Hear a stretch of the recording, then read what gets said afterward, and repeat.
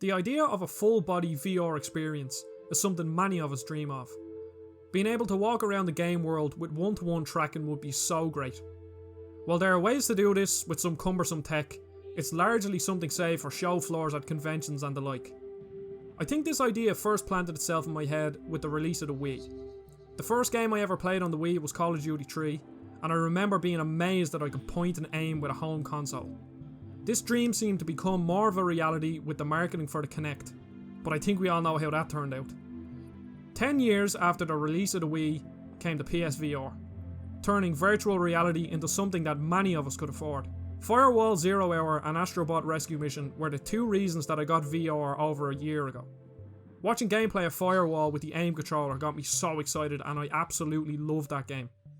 Now in this video we're going to take a look at some design challenges that I think developers face when creating a full VR shooter. I'm using Farpoint on the PSVR as my basis, as it was developed for VR from the ground up. Hi everyone, my name is Adzi. Don't forget to like the video and subscribe to the channel if you like what you see. Now, on to the video. When designing a VR shooter, there are a few things that developers have to think about, more so than a non-VR shooter. I'm going to list them below and then I'll go into more detail later. Firstly, we have the Immersion and Atmosphere. The whole aim of VR is to transport you into a world. If there are too many game-like distractions, then you're taken out of the game. Wrapped up into this immersion are things like gun feel and UI. Secondly, enemy placement and encounter layout. Too often at the beginning of the game, I was checking my back for enemies, but it quickly became apparent that front-facing enemy placement is very important for a VR shooter. The third thing that changes when bringing this genre to VR is time per session. VR is somewhat cumbersome and can take its toll during long gaming sessions, so the game has to be digestible in small chunks and still feel like you achieved something in that session. I know some would disagree with this, but for the average person I think VR can only be played in short bursts.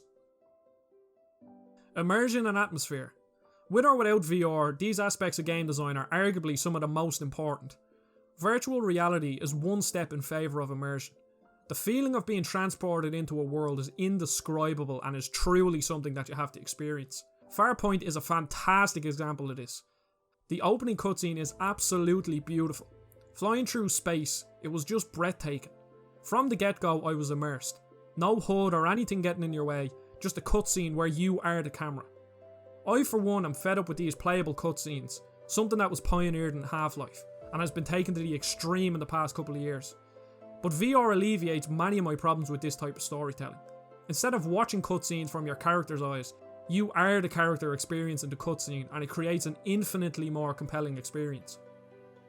In-game UI, a design that Dead Space was praised for back in 2008. It's really important in VR. All the UI in this game is on your character. Your HP is on your wrist, and your weapons ammo is all very clearly displayed on the weapons. If it had a traditional HUD, the immersion would be broken very quickly. In something like Call of Duty, you can have your ammo at the bottom of the screen, but if it was the same in this game, then you as a player would be taken out of the experience. The main change I noticed when playing this game, as opposed to a traditional shooter, is enemy AI and placement. They are clearly designed so that they will never be behind the player, forcing the player to turn quickly, which can cause a lot of problems in VR. It is evident by these little crab enemies, the first thing that you encounter in the game. They have a lunge attack, which by the way is terrifying and made me shit myself more than once, but these things spawn in front of you, and when they do end up behind you from a failed lunge attack, they quickly scurry back in front of the player.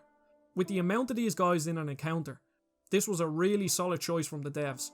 I would class myself as a fairly intense VR player and can handle smooth turning, but I could see myself becoming very irritated and nauseous with all the turning if these enemies tried to attack from behind. At first I thought the fact that there were very few enemies on the screen at any given time was a deliberate design choice so to not overwhelm the player, as well as hardware limitations. However, once you fight the first boss, the game moves away from a small number of enemies and bombards you with them.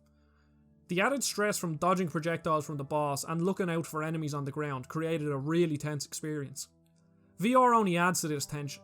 It's one thing looking at a TV and being at the end of a full frontal assault, but when you're in VR, everything intensifies. You flinch from every projectile that the enemies fling at you. Now, this is all great, but I feel developers need to strike a balance here, more so than traditional games. At points during this boss fight, I felt that there was borderline too many enemies to deal with at once, and I started to feel overwhelmed, and as a result I died a lot on this boss. I think this highlights the front-facing enemy placement. I can only imagine how hectic it would be if these enemies were behind me as well as in front of me. In traditional shooters, enemies can be above, below, in front or behind you, and I always felt in full control in a game like Doom Eternal, no matter how many enemies were on screen. But if I had to keep looking up, down and behind me, then the game would have become the jumbled mess of nausea in VR. The final thing to talk about is time per play session, something that as VR progresses will become less and less of an issue. Now I'm sure there are plenty of people that could play VR for hours on end and not feel the effects of it, but at my peak I could play for about 1 to 2 hours before I needed to stop. Playing with a giant headset on your head, usually standing up, takes its toll, and headaches and nausea are pretty common for your average player. So for the most accessible and most popular VR unit, I think that playtime has to be taken into account. You can see that all the most popular PSVR titles like Astrobot, Blood and Truth and Beat Saber can be played for as little as 20 minutes or a couple of hours and still feel something was accomplished. Whether it be a 30-minute workout in Beat Saber or a level or two in Astrobot, they are playable in short bursts.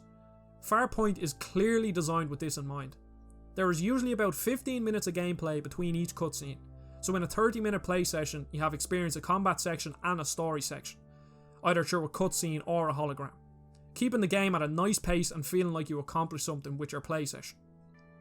There are plenty of other VR shooters that I could talk about what they get right and what they get wrong, so let me know if you want more videos like this, talking about Blood and Truth or say Borderlands 2. The reason why I chose Farpoint for this video is because I think it's the best example of a fully VR shooter done right. Unfortunately, we're a mile away from it being one-to-one tracking, but I hope my full VR dream will be realised in my lifetime. Now, I know this video was short, but thank you so much for watching. I really appreciate your time. Don't forget to like the video and subscribe to the channel, and I'll see you all on the next video.